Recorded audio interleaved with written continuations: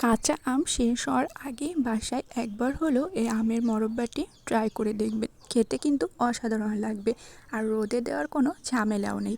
ছোট বড় অনায়াসে সবাই এই আমের মোরব্বাটি পছন্দ করবে। একবার বাসায় বানিয়ে খেলে সবাই আমের মোরব্বার ফ্যান হয়ে যাবে।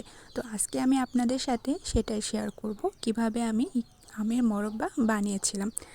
আমের মোরব্বা বানানোর জন্য এখানে আমি গাছ থেকে তাজা আম পেড়ে আমের মোরব্বা বানিয়েছিলাম।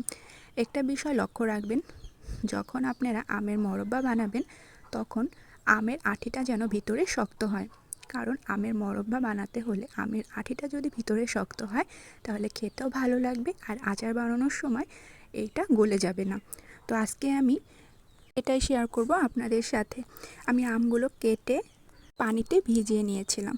এরপর আমি সবগুলো আম একটু কুচিয়ে নেব কাঁটা চামচ দিয়ে। যেহেতু আমি আমের মোরব্বা বানাবো, এর জন্য আমার সবগুলো আম একটু কুচিয়ে নিতে হবে। আমগুলো কুচিয়ে নেওয়া হওয়ার পরে আমি আমগুলো কতক্ষণ সময়ের জন্য একটু লবণ পানি দিয়ে ভিজিয়ে রাখবো, 1 থেকে 2 ঘন্টার মতো সময়। এরপর আমি সবগুলো আম গরম পানিতে একটু সেদ্ধ করে নেব। বেশি সেদ্ধ করে নেওয়ার দরকার নেই, তাহলে আমের মোরব্বাটি গলে যাবে।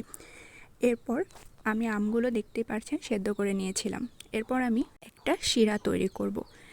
চিনি দিয়ে অল্প আঁচে যখন আপনারা নাড়াচাড়া করবেন তখন চিনিটা গলে যাবে। চিনিটা গলে যাওয়ার পরে আমি এখানে আমের মোরব্বাগুলো আস্তে আস্তে দিয়ে দিব। মোরব্বা দেওয়ার পরে আবার 2 মিনিটের মতো অল্প তাপে হালকা করে নাড়তে থাকবো।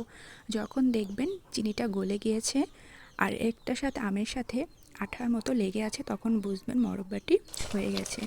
চিনিটা ঠান্ডা যখন হবে তখন কিন্তু আরও আঠালো হয়ে যাবে। ব্যাস তৈরি হয়ে গেল আমার আমের মোরব্বা। তো বাসায় সবাই একবার হলো ট্রাই করে দেখবেন।